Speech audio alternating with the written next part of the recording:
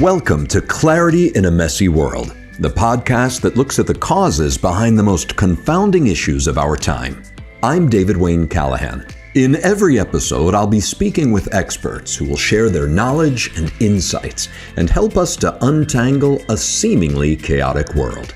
Clarity in a Messy World is a production of Bocconi University Milan in collaboration with the Bocconi Student Media Center.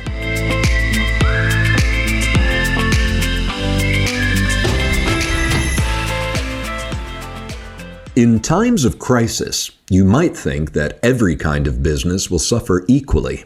Except, this isn't true. Some firms seem to better navigate dangerous waters.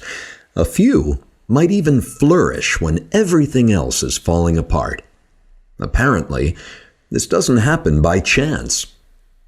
Look closer, and you might find all these resilient firms have something in common. Joining us today is Professor Carlo Salvato. Carlo Salvato is a professor of business strategy at Bocconi and a scholar of family firms. He is vice chair of the Family Firm Institute and former chair of the entrepreneurship division at the Academy of Management. Carlo, thanks so much for being with us today. Thank you for having me, David. Carlo, the word resilience has been bandied about a great deal over the past year, and rightly so. Resilience is the ability of a person or a system or an organization to recover smoothly from adversity or major change. What would you add to that definition? How do you see resilience? Well, you're absolutely right, David. The word resilience has been used a lot recently, particularly over the past year or so. Often, I would say, even abused. We tend to drop whenever we talk about how firms and organizations are facing the current COVID pandemic. And before the pandemic, it had been used for the previous financial crisis. Resilience has become nearly synonymous with good management or with managerial effectiveness in difficult times. So let's try to serve some clarity. So resilience comes from the Latin verb resilire, and which means to rebound or to recoil. So in material science, which is one of the early uses of resilience, it is the property of a material that is subject to a force to bend and then to return to its original position without breaking. So if you want it, like springing back into the previous shape.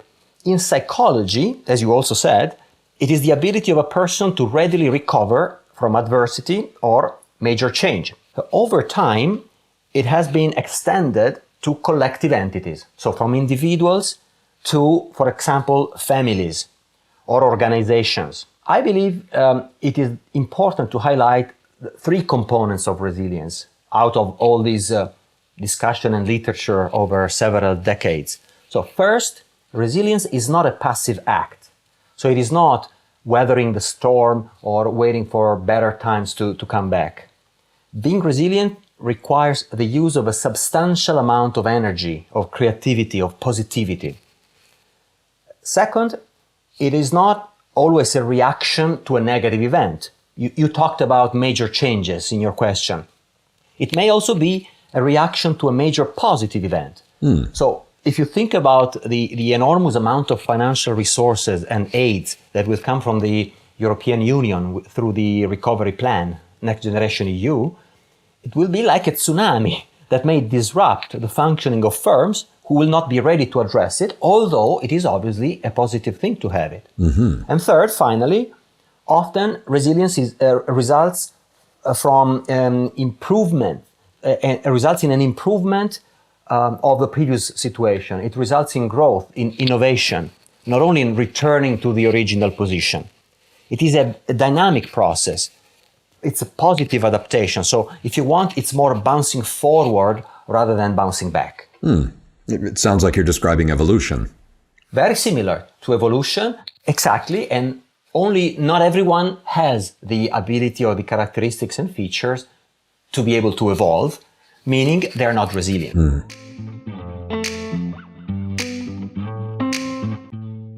Carlo, in a recent Forbes article, I read that it's a resilience mindset that enables us to survive. The article states that while genetics may play a small role in resilience, it is primarily dependent upon our way of thinking. Do you agree with that assessment? Yeah, I fully agree. So there are some studies in biology, in neurosciences, that are trying to see whether there are differences in the brain, in the gray matter of people who are more resilient. These studies are in their infancy. However, there is long-standing research in the psychological factors contributing to the resilience. And these studies show that there are some mental processes that are central in facing adversity. So clearly, mental processes are particularly relevant when we talk about an individual, a single person, but similar processes also unfold in business organizations. And here I think that from my reading of the literature, there are two dimensions of a resilience mindset in organizations or in collectives.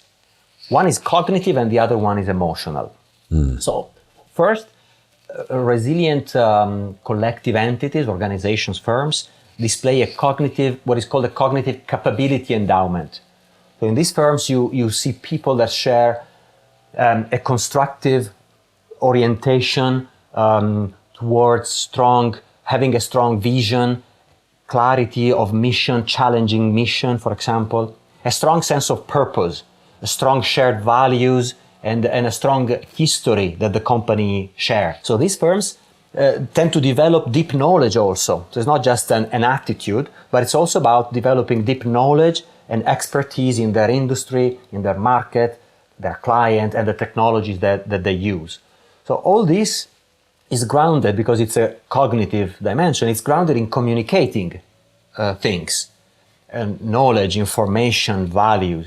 So these companies, this cognitive capability is grounded in frequent information transfer, timely information sharing, problem-solving activities. So this is the cognitive part of the mindset that you mentioned. The second one is more emotional. It's the emotional side of this mindset. So resilient firms show an ability to regulate collective emotions. So in times of crisis, people have a hard time understanding what is happening. People tend to suffer, and they have deep, sometimes negative, sometimes positive emotions that needs to be kind of understood and possibly shared and transferred and transformed into the positive energy that I mentioned before. So this is sometimes called emotional capital, and it includes, for example, optimism, hope, having opportunities in our company, in the office, for example, to express and to discuss our emotions. And this results in an emotional capability. So it becomes easier for people, for organizational members, to commit to the change initiatives that are required due to face the crisis, despite the challenges and the difficulties. Because when I'm facing a tough, difficult situation, you're giving me a difficult task because I need to innovate throughout the storm. And then I fear I can make mistakes, I can fail. Having an opportunity to discuss and make my emotions open, clear, and known to the others, sharing, knowing that others have the same emotions and have the same fear, the same nightmares, and they wake in the middle of the night, for example. This is extremely important to provide the emotional energy for people to be able to perform throughout the storm. And as I'm hearing you, it seems that atmosphere should exist before the crisis comes. So is it the responsibility of the firms to create this atmosphere of optimism and hope and open communication? Correct. That's the difficult part. I would imagine. As you can understand, this cognitive and emotional side is something that you cannot develop in a short time, in a short span of time. So obviously there are other contributing factors to resilience, and if you want, we can talk about those. But these are the most difficult ones, because having a community of people who share the same values, who've been through the same history, and making sense of it as a springboard to further progress throughout difficulties. Being able and willing and actually even happy to share their emotions And we know how difficult it is to share emotions in an organizational, in an office setting, for example. So it is, as you said, the task of organizations to create these arenas for people to be able to talk, even in a structured way. For example, it's not only an attitude, but there are ways in which this can be organized. So, for example, having some social time for the employees where they more informally share ideas, and not always the three people in their three-piece suit sitting around a board table and talking about on PowerPoints, but having some social time. So these things take time to develop, but as you said, companies can do a lot in developing these attitudes.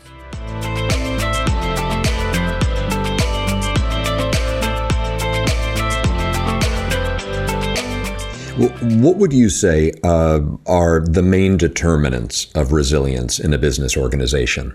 As we said, we started from what I think are some of the most important, the cognitive and the emotional. However, there are other elements, and I see at least three others.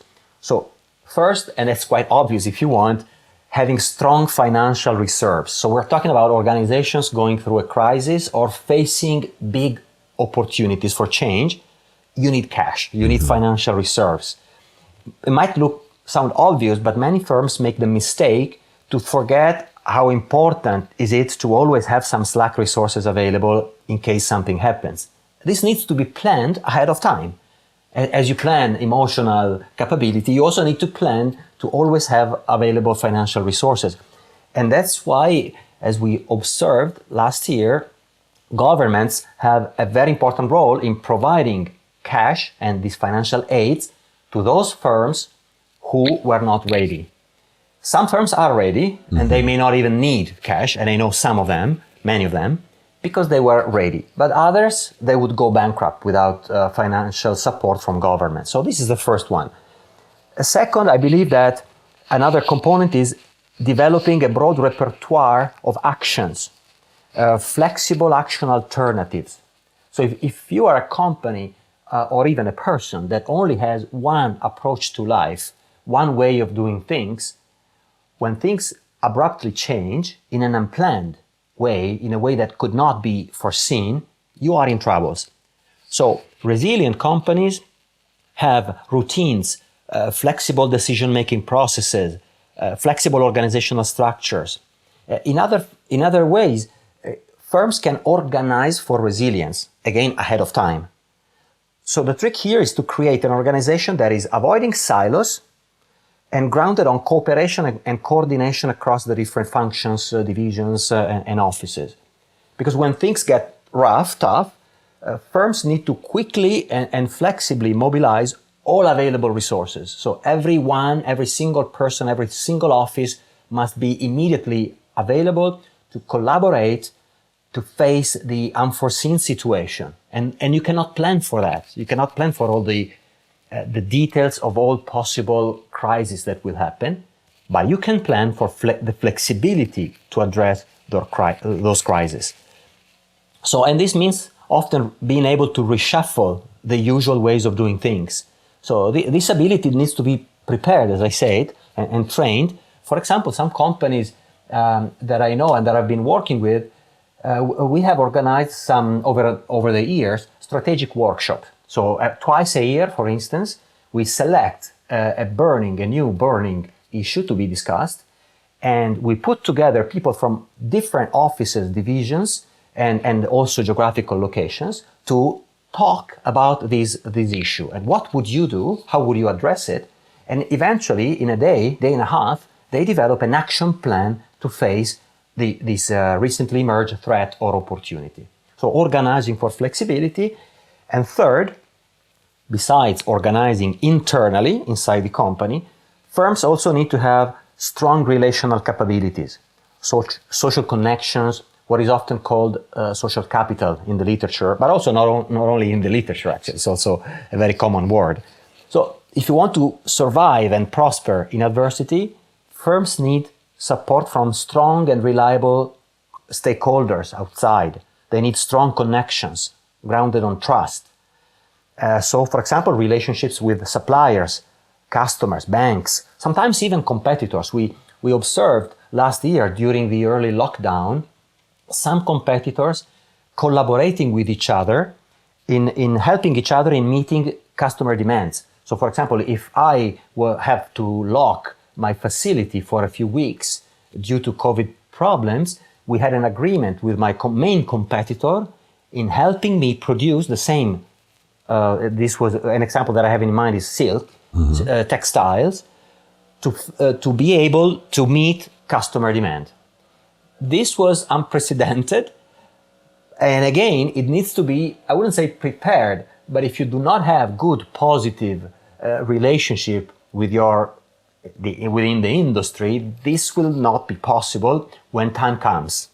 At what point can we say that a firm is resilient? I mean, you're talking about allocation of funds. Is there any measurement to determine companies' resiliency levels? Not that I know. In the literature, there are no measures of resilience, but this is an important question besides the point of view of research. The firm is resilient if it has an endowment of resources for resilience, if it has a capability for durability. So, and this endowment must be possessed prior to adversity or shock. So in other words, resilience is a capability and the process is not an outcome. We can say that a firm is resilient when they have available these resources: the cognitive, emotional, financial, the flexible organizational structure and processes, and the social capital grounded on trust and cooperation. And in a presentation for Bocconi, you spoke about companies leveraging crisis. Tell me more about that. I believe that, this is an important feature. I would say essential. Because as I mentioned before, resilience sometimes is mentioned as, is considered, interpreted as crisis management or troubleshooting. But as I said, it is more as bouncing forward. So by simply resisting, firms cannot survive shocks, neither positive or negative shocks or change. Shocks require doing something new or different. They require an additional effort. So here comes the leveraging the crisis. This is why the best way to address a crisis is to ride it, actively looking for ways in which the shock can make us a better company, can make us better people.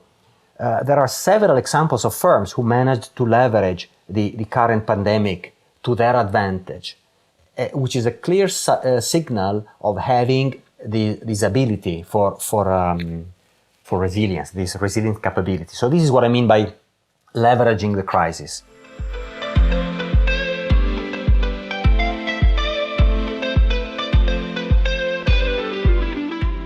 And Carlo, in one of your research projects, you investigate the resilience of firms after the 2009 earthquake in central Italy. Could you tell me about this study? Thank you for asking, because it took us several years to develop it, and I think 6 revisions to publish it in a top journal. I performed this study not alone, with 2 colleagues from Bocconi, Mario Amore and Alessandro Minichilli, and with Massimo Sargiacomo, who is a colleague from D'Annunzio University in Chieti Pescara, which is very close to where the earthquake took place in L'Aquila, so we had a local person. So we studied the performance of all firms in the earthquake area, both before and after this terrible earthquake in 2009. It is one of the few studies that provided this comparison, because many studies, or almost all studies, they only studied what happens after the disaster. We could compare the before and the after. Therefore, our study can be seen as some form of natural experiment, if you want. We also compared the results of firms in the earthquake area with those of firms in areas that were not hit by the disaster, as some kind of a control sample, if you want. The results are interesting, we believe, because the performance of firms that were hit by the earthquake was obviously much worse than performance of companies that were not hit, such as company in Milan, for example. However, among those that were hit, we could observe that firms that had a greater endowment of social capital, connections, network with stakeholders, network with politicians, network within the industry, they recovered much better and quicker than those who did not have it. They did not have this network. As we said before, social capital is one of the main components of this capability for durability that I mentioned before. It is a central component of resilience. And this is the main outcome of our study. And did you follow these companies? Did their performance outpace those who had not encountered the crisis? Yes, exactly. That's exactly. And actually, we're also trying to follow them now throughout this next crisis, because it would be interesting to see whether the results are confirmed through the COVID crisis, which is obviously different. In fact, I wanted to ask, what are the differences you see between a crisis following an earthquake and that of the current COVID emergency? What are you observing now? Well, no, there are several differences because obviously unlike earthquakes, pandemics determine more diffused social and economic effects. So for instance, pandemics affect both industries that are heavily influenced by political decision-making, such as hospitals, health equipment, pharmaceuticals, or construction, and industry with a smaller influence of governments, for example, food, large-scale retailing, and logistics. So an earthquake typically affects those who are, obviously there can also be talking about, riding the storm or leveraging a crisis. It can be extremely beneficial for companies that are active, for example, in constructions. Because after an earthquake, there is a huge need of reconstruction of buildings, streets, and transportation systems. And therefore, it is more difficult to untangle. But in a COVID crisis, for example, a pandemic is actually affecting in a more widespread way the whole economy and society. And therefore, there are several interesting issues. Moreover, in some areas, in particular in Italy, and unfortunately others like in Japan, earthquake can be, I would not say that you can foresee when it will happen, but you know that there will be an earthquake. So therefore, getting ready and preparing is easier. They were not prepared, by the way, in 2009 in that area, although they knew that it would have come. But besides that, pandemics are obviously much less predictable. And therefore, also for this other reason, they are highly different, and it's extremely interesting to compare the behavior of firms after the earthquake and the same firm, how are they behaving through the crisis, and to see whether there are differences in the type of endowment for resilience that they have. Results do not hold your breath because it will take some time to have the data. For example, their financial data for 2020 will only be available at the end, midway this year, for instance, because they will issue their financial statements. We will have access to them and maybe also perform some interviews. But that will be very interesting because they are two different phenomena. We have to have you back. That would be very interesting to discover the results. Thank you. It will be a pleasure. And Carlo, I want to go back to something you've already touched upon. When we talk about the events that bring about a need for resilience, such as disaster, illness, trauma, threat, it seems that a clear common denominator is the fact that they are unforeseen. Given that surprise factor, can you give me details about how managers can actually organize for resilience when they don't have crystal balls?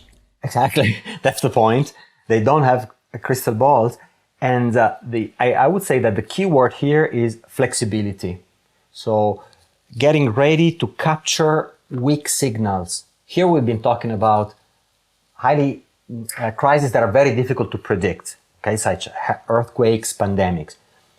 But the vast majority of difficulties that companies have to face, they do not present themselves in such an abrupt way. So problems such as major crises due to problems with our products, for example, like security issues, they very often tend to emerge after several weak signals have emerged. the so-called near failures. Something which is not a failure, it's not a major crisis, but it is a sign that something can go wrong. So much of what you said, Carlo, so much of the way you've described the preparation and the creation of the atmosphere of resilience for companies, including, the communication, the open spreading of information, the optimism, the hope, the putting money aside for a rainy day, for unforeseen circumstances. It basically sounds like good management for an individual in one's own life, and certainly in a family situation, in a relationship situation. Many firms in Italy are owned and controlled by families everywhere, but particularly in Italy. Are there any features of resilience that are unique to family firms? I would say that partly yes, although what we said so far applies to all firms, so family and non-family. So there are two dimensions. So first, I would say the extent, the depth of some phenomena or their extent. So it's a matter of, if you want, of the intensity of some phenomena. And in family firms, some of what we said, for example, the emotional capital, the emotional ability to react, and the easy flow of communication is different, is more intense. So it's a matter of intensity, greater intensity, and therefore, if family firms are more connected and people are share values because they share history, they share life, they share heritage, and emotions are more easily, disclosed and discussed. If this is true, and if these are positive components of resilience, then family firms should have some kind of advantage. There are, however, also some issues. This is not only a matter of extent, but there are some differences in the nature. So, for instance, families live together for a long period of time, and histories are told over time. So the belief system that we were talking about before is typically stronger.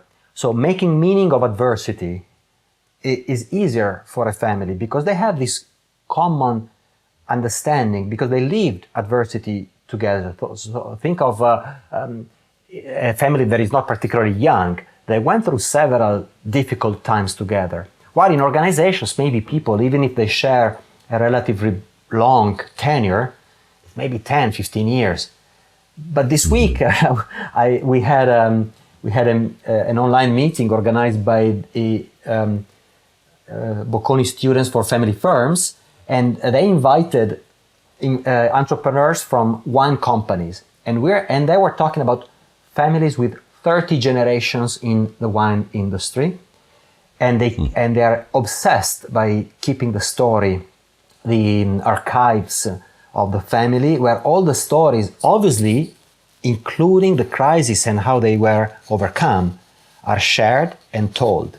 So can you imagine what is the amount of how strong is the belief system and the ability to make meaning of adversity, having a positive outlook on history, on crisis. Indeed. So, and therefore wars, they went through floodings, fires, killings.